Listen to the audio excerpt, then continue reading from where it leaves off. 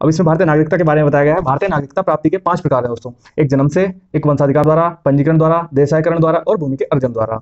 भारतीय संविधान किस प्रकार की नागरिकता प्रदान करता है? तो ये एकल नागरिकता प्रदान करता है, जबकि यूएसए ने दोहरी नागरिकता सिद्धांत को अपनाया है।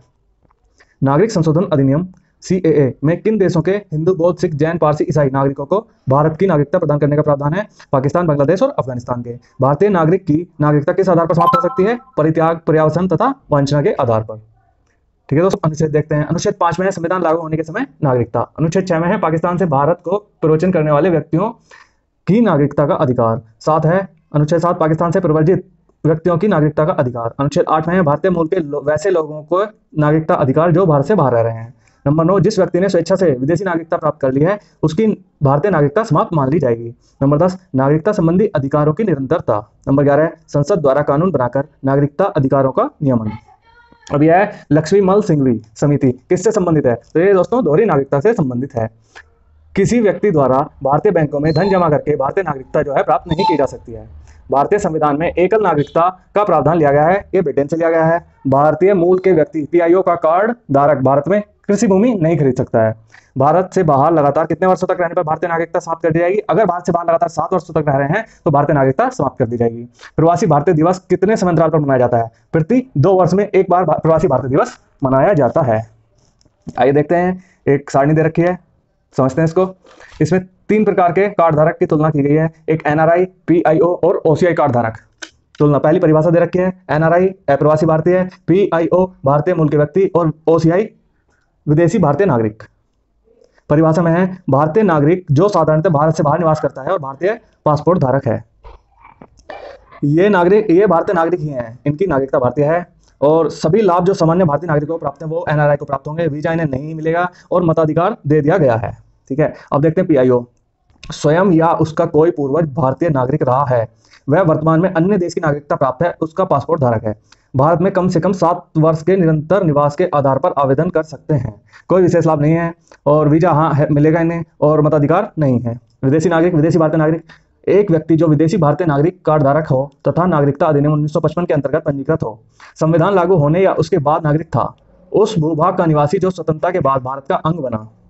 एक एफआरआरओ व एफआरओ वाले व्यक्ति लाभ के साथ पंजीयन में छूट, भारत में कितनी भी अवधि तक ठहराव के लिए और वीजा जीवन भर के लिए वीजा पर आ सकते हैं और मताधिकार इनको भी नहीं है।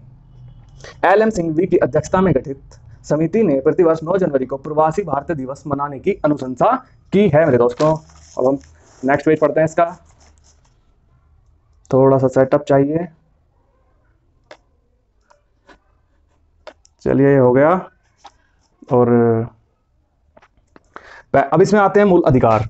नेक्स्ट है मूल अधिकार। भारतीय संविधान के किस भाग के अंतर्गत नागरिकों को मौलिक अधिकार प्राप्त किए गए हैं, प्रदान किए गए हैं? भाग 3 में अनुच्छेद 12 से 35 तक मौलिक अधिकार प्रदान किए गए हैं। संविधान द्वारा मौलिक अधिकारों को लागू करने की शक्ति किसे प्रदान की गई है? तो सर्वोच्च न्यायालय और उच्च न्यायालय को प्रदान की गई है। अब इसमें है भारतीय संविधान का अनुच्छेद 13 संवैधानिक प्रावधानों को संसद तथा राज्य विधानमंडलों द्वारा बनाए गए नियम कानूनों पर प्राथमिकता प्रदान करता है। ठीक है, भारतीय संविधान के अनुच्छेद 13 का मुख्य उद्देश्य किसके संदर्भ में संविधान की सर्वोच्चता सुनिश्चित करना है? ये मौलिक अधिकारों के। भारतीय संविधान में समानता का अधिकार का विस्तार किन अनुच्छेदों में है? तो ये अनुच्छेद 14 से 18 तक है। भारतीय संविधान कौन सा अनुच्छेद विधि के समक्ष समता का अधिकार से संबंधित? अनुच्छेद 14। जन्म, लिंग, मूल वंश, जाति, धर्म आदि के आधार पर विभेद का प्रतिषेध। अनुच्छेद 15 एक मूल अधिकार है जिसे समानता के अधिकार के अधीन वर्गीकृत किया गया है। भारतीय संविधान की प्रस्तावना में प्रयुक्त समाजवाद शब्द को किस अनुच्छेदों के साथ समग्रता में रख सर्वोच्च न्यायालय द्वारा समान कार्य के लिए समान वेतन तथा मौलिक अधिकार प्रदान किए हैं? अनुच्छेद 14 से 16 तक। भारतीय संविधान के अनुच्छेदों में कौन सा एक लोक नियोजन के विषय में भारत के सभी नागरिकों को अवसर की समानता की गारंटी प्रदान करता है? अनुच्छेद 16A और 16B।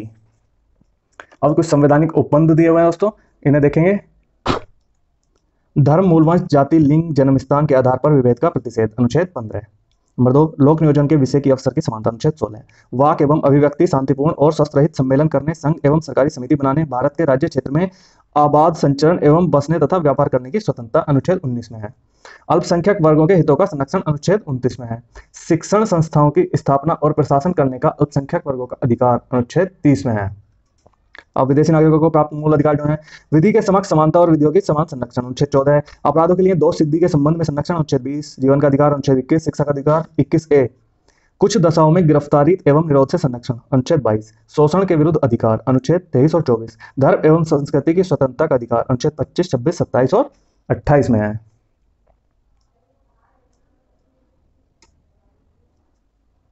संविधान के किस अनुच्छेद के अंतर्गत अस्पृश्यता का उन्मूलन किया गया है? अनुच्छेद 17। संविधान में अस्पृश्यता परिभाषित नहीं है। अस्पृश्यता निवारण संविधान 1955 के अंतर्गत अस्पृश्यता को बढ़ावा देना एक दंडनीय अपराध है। अनुच्छेद 18 का संबंध है उपाधियों के अंत से। भारतीय संविधान के किस अनुच्छेद में वाक एवं अभिव्यक्ति की स्वतंत्रता का मूल अधिकार का प्रावधान किया गया है? अनुच्छेद 19 में। भारत के संविधान में प्रेस की स्वतंत्रता का प्रत्यक्ष प्रावधान नहीं है, परंतु यह स्वतंत्रता किस अनुच्छेद में अंतर्निहित है? अनुच्छेद 19A में। अब नोट देख लेते हैं। भारतीय संविधान में आर्थिक समानता और समानता के मौलिक अधिकार में सम्मिलित नहीं है। संपत्ति के मौलिक अधिकार को किस संविधान संशोधन के द्वारा मौलिक अधिकारों की श्रेणी से हटाकर केवल वैधानिक अधिकार बनाया गया? 44वें संविधान संशोधन 1978 द्वारा। वर्तमान समय में भारतीय संविधान के अंतर्गत संपत्ति का अधिकार किस प्रकार का अधिकार है? यह वैधानिक अधिकार है। दोस्तों, सूचना का अधिकार एक विधिक अधिकार है जो सूचना का अधिकार अधिनियम 2005 के माध्यम से प्रदान किया गया है। आर्थिक रूप से पिछड़े वर्ग को आरक्षण प्रदान करने के लिए संविधान कौन से अनुच्छेद किया गया है? अनुच्छेद 15(6) से 16(6). आगे देख, भारतीय संविधान का कौन सा अनुच्छेद व्यक्ति की विदेश यात्रा के अधिकार को संरक्षण प्रदान करता है? अनुच्छेद 21। मौलिक अधिकारों के अंदर कौन सा अनुच्छेद बच्चों के शोषण के विरुद्ध प्रावधान में सम्मिलित है? अनुच्छेद 24। भारतीय संविधान के अनुच्छेद 25 में प्रयुक्त हिंदू शब्द में बौद्ध, जैन और सिख धर्म भी सम्मिलित है।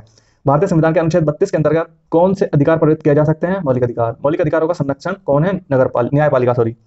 भारतीय संविधान का अनुच्छेद 30A अल्पसंख्यकों को अपनी रुचि के शिक्षण संस्थाओं को स्थापित एवं संचालित करने का अधिकार को संरक्षण प्रदान करता है।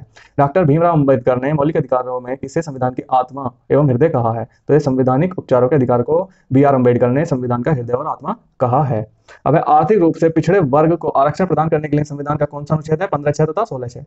6 से 14 वर्ष की आयु के बच्चों को प्रदत्त शिक्षा का अधिकार किस प्रकार का अधिकार है? यह है मूल अधिकार। भारतीय संविधान द्वारा प्रदत्त संवैधानिक उपचारों का अधिकार गैर नागरिकों को भी उपलब्ध है। कौन सा मूल्य अधिकार राष्ट्रीय आपातकाल में समाप्त या सीमित नहीं किया जा सका? व्यक्तिगत स्वतंत्रता का अधिकार तथा जीवन का अधिकार। बंधुआ मजदूर उन्मूलन अधिनियम संसद द्वारा किस वर्ष पारित किया गया? ये 1976 में पारित किया गया। इसमें लास्ट थोड़ा सा बचा है, देख लेते हैं। जो मूल अधिकार है, समानता का अधिकार अनुच्छेद 14 से 18 में है। स्वतंत्रता का अधिकार अनुच्छेद 19 से 22। शोषण के विरुद्ध अधिकार अनुच्छेद 23-24। धर्म की स्वतंत्रता का अधिकार अनुच्छेद 25-28। संस्कृति और शिक्षा संबंधी अधिकार अनुच्छेद 29-30 और संवैधानिक उपचारों का अधिकार अनुच्छेद 32 में है। अनुच्छेद 26 के अंतर्गत सभी धर्मावलंबियों को धार्मिक संस्था की स्थापना व धार्मिक कार्यों के प्रबंधन का